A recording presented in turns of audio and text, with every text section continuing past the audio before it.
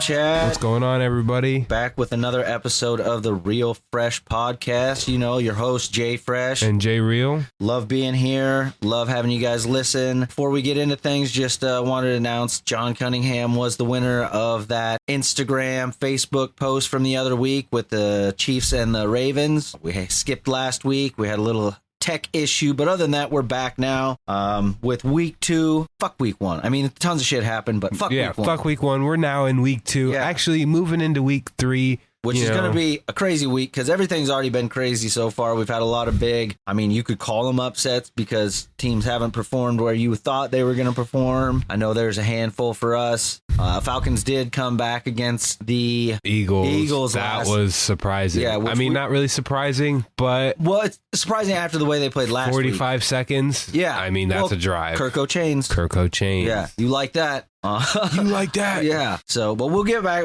That's one of them we're definitely going to get into here at some point. But again, quick shout out to everybody who's been being engaged with the Instagram posts and stuff like that. We really appreciate it. And to Cody and John and anybody who else wants the shirts, they are at the printers. They are all dyed. I mean, we're probably going to do some more, but there's at least 20 at the printer right now, and they're going to have them done hopefully within this next week. I dropped them off Sunday. So Sunday. We'll have those to you guys within no time, definitely before the end of the month. Yeah, oh yeah. Not the end of the month, but before the beginning of the next month, for sure. Oh no, I'm thinking within a week, maybe 2 at the most, just because she's doing it on her free time for free. So I appreciate her for it's keeping the cost down for us and for you. So thumbs up there.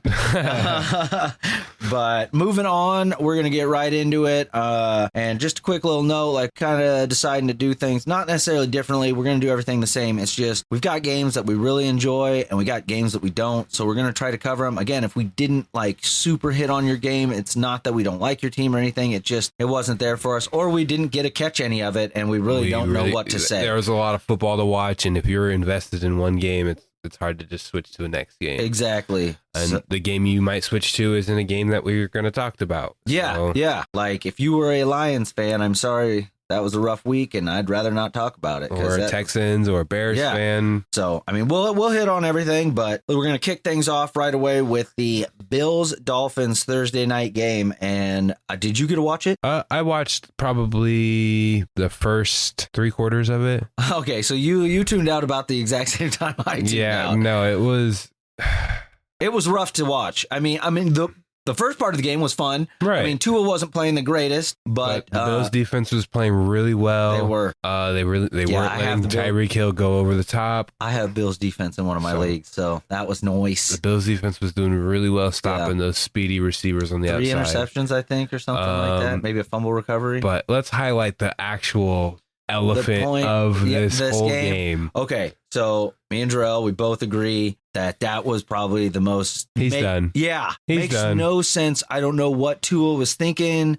I know I even heard him say they were trying to get him to learn jujitsu so he could fall literally, because jujitsu is all about like taking your opponent and their body weight and flipping them. So pretty much what you do in football, you know.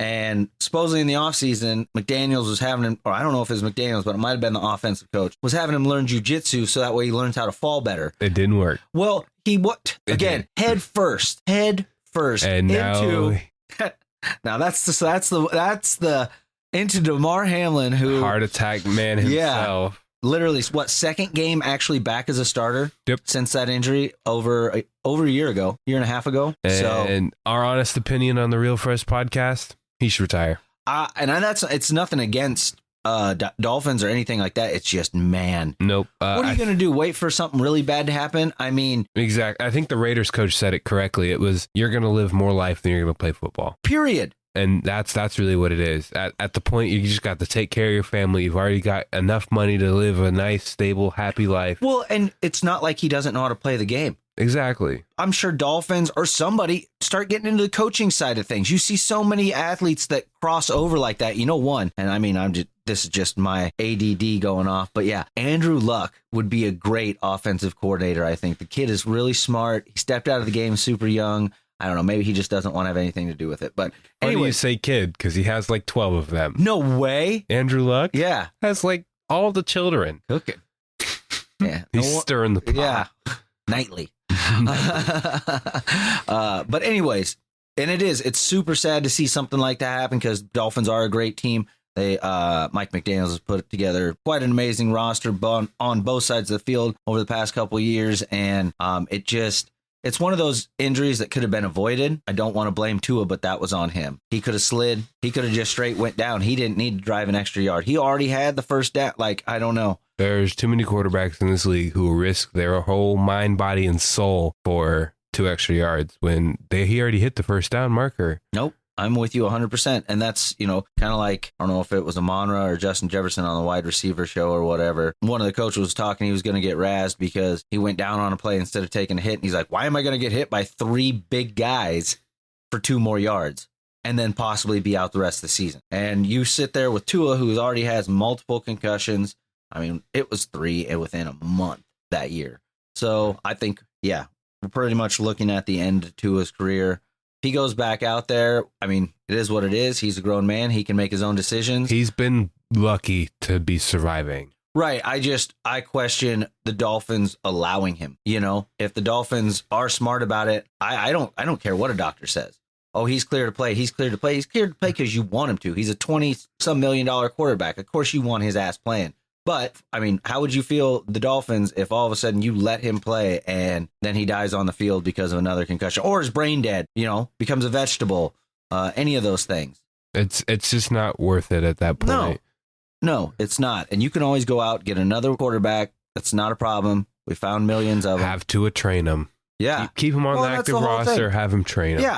Yeah. I mean, kind of like with Kansas City, and Hilaire's whole PTSD thing from the shoot. Like, he ain't going to play. Like, they're even talking about putting him on IR right now. It's not a physical issue, but he's out. You know what I mean? He's not on the injury report. It's a non-injury related. And it's just because of his PTSD. And it's like, block those kids from getting shot. He didn't get shot, but I mean, he still blocked 2 kids from getting shot at that Super Bowl parade or whatever in Kansas City. So they're not going to just drop the guy. So do the same thing with Tua. Give him a graceful exit. But you can't go forward with him as your starting quarterback, as a quarterback, period. Knowing you cannot protect him the way he needs to be protected. It's impossible. So the guy there's something about with his head. He cannot take a hit. I don't know. I don't think he could take another one. No. Another one would be worrisome. You look at a couple of ones from last year or the year before. Those are some aggressive whips to the ground. This one the other day, dude, that wasn't even...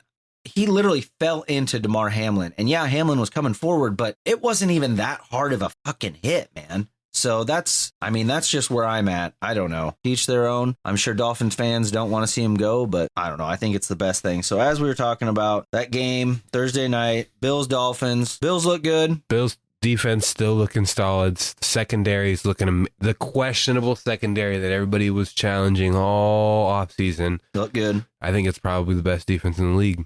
It's up there. It's definitely up there. So, I mean... Because a couple of the defenses that everybody thought was going to be the best in the league... Eagles, Cowboys, Niners, not really looking the greatest. I mean, they're not. So, how good of a defense were they actually playing? Well, I'll be honest. If you watch that defense, Lanoy and Fred Warner... Those guys are elite. And then, I mean, you do have Bosa. He is getting a little old, but he was still getting off the line. They're just, what can I say? A couple of spots that they're young in is really kind of hurting them. You know what I mean? It's just like, when you have Bosa, you're going to double team him. Of course. Every game they're doubling Bosa. You don't have anybody off the other side that really is making an impact is the problem. But middle of the field, like I said, between Warner and Lanoy, I mean, we all know Fred Warner's good, but that Lanoy, I don't know, man. He's quite impressive. But some credit to the Vikings offense for being able to effectively strike that quote unquote elite defense. Okay. I'll be first to say I was one of the ones that said because of the loss of J.J. McCarthy and again, Kirk Cousins going to Atlanta, that for the most part, I really didn't think the Vikings were going to do much. And now we're sitting here. Vikings are 2-0, sleepers. Sam Darnold at the QB, at the helm. Yeah, but then if you start looking at it with Addison being out, and I think Justin Jefferson, did he go out? Yeah, he did. He did go out. Yeah, he was out, but he's just questionable going into the week 3. Well, that Jalen Nailor, that kid, he went off. I mean, it wasn't it, but he had 3 receptions, 54 yards, and a touchdown. And if you watched him, that kid knows how to catch a ball. So Phoenix's rise from the ashes, they get these injuries or whatever that they thought would be super horrible. But Jordan Addison wasn't like an amazing player. And if you watch that Naylor kid, I would put him in front of him right now because that kid was cooking. And then, yeah, Jones even had some receiving yards on top of rushing yards. So they were getting him usage on not only out of the backfield, but out in the receiving end as well. So Vikings, in my eyes, just definitely looking a little bit more cohesive than I planned on them looking. That's all I'm saying. They look a lot better than what people were giving them credit. I just think that's kind of it with the preseason usage of Sam Darnold. All the wide receivers, they got used to playing with him and they got a little bit more chemistry than, just usually when a number 2 comes in, he's not usually playing with number 1. When the backup just gets forced into a game and he's thrown into an uncomfortable situation where he doesn't have like the backup running back or the backup quarter or the backup receiver. Right. It's more going to be you and the starting guys. You were with the elite talent, the people who made the number 1 roster. Well, and that's who you practice with too. Like, that's who you are definitely like A team and B team in practice, just like pretty much everything else. So you get your reps with the A team when you play with the A team is kind of how it goes. So, but yeah, again, Vikings able to knock off the Niners, which everybody thought they were going to be a powerhouse after falling to Kansas City for a Super Bowl a second time. And, they were like, oh, they got everything. And I'm not saying they don't. I'm just saying Vikings looking a little bit tougher than everybody thought they're going to be this year. And you underestimated them, maybe. Yeah, the Vikings are definitely one of those teams that we call the sleeper. The Falcons were a sleeper team. Yeah. But the Vikings, actual sleeper team. Yeah, never saw that coming. They're shocking everyone, and I would not be surprised if they start off the season 5-0. And moving on to kind of sleeper teams, but out of the gate, more surprising than both me and you thought. Talk about your game next: Seahawks, Patriots. Yeah, and I know. I'm just saying. The one team I said was going to be an absolute nobody already has 1 win. Right. The Patriots did put up a good fight. Yes, that is correct. But if you consider a good fight letting Geno Smith throw for over 350 passing yards. But only holding them to how many points? I think it was 23-20. Yeah. I mean, you get 300 yards. But I mean, we held them. It was a good game. It was a striking zone. I don't like all this hostility coming from the other side of the table. There's no hostility. I'm just saying, for me, I'm eating my words. Because that Bengals Chiefs game was awfully close there, Mister. The Bengals suck absolute dog shit. They still do. Absolute dog shit. But the way that they were riding Patrick Mahomes all night, Kansas City, albeit other than one amazing pass to Rashee Rice, Mahomes didn't look that great. They struggled against a horrible Bengals. The other interception, literally, if it would have been 5 more feet in front of Rashee Rice. And again, another dime. You know who didn't throw an interception? Geno motherfucking Smith. Oh, well. Don't write him off. Well, I'm not. I didn't write Geno off. I just said, for as good as we talk your team up. Fuck the Patriots. The Patriots gave you a run for your money. We own Jacoby Brissett. It was the defense that was giving us a hard time. But even then, the hard time still let up 350 passing yards. No, they did. But Smith Najigba getting his finally hit a little bit of action going because last week not much, but this week got a touchdown, was electric, and I didn't even see what kind of yardage he had on. He had 112 receiving yards. Okay, so yeah, that's exactly what we expected out of him, because he is that good of a wide receiver. Wide receiver 2 in the Seahawks offense. Yeah. Tyler Lockett is always going to be that deep threat, elite talent. He's there for like the safety belt. But Jackson Smith-Njigba in the slot is just he's a crazy route runner. He led Ohio State in all the records before Marvin Harrison Jr. He broke all kind of state and collegiate records. I'll tell you this, watching him run, he's definitely faster than Marvin Harrison Jr. He is. Like, I saw those stats about how slow he was. Week 1, Marvin Harrison Jr., like 16.5 miles an hour, something like that.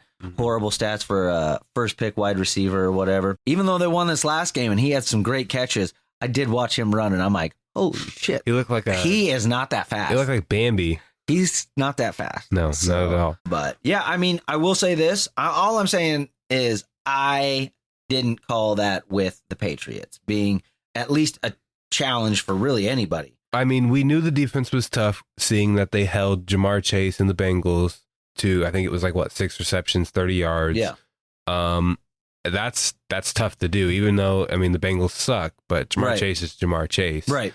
And DK Metcalf being able to burn past the shadow of Christian Gonzalez and go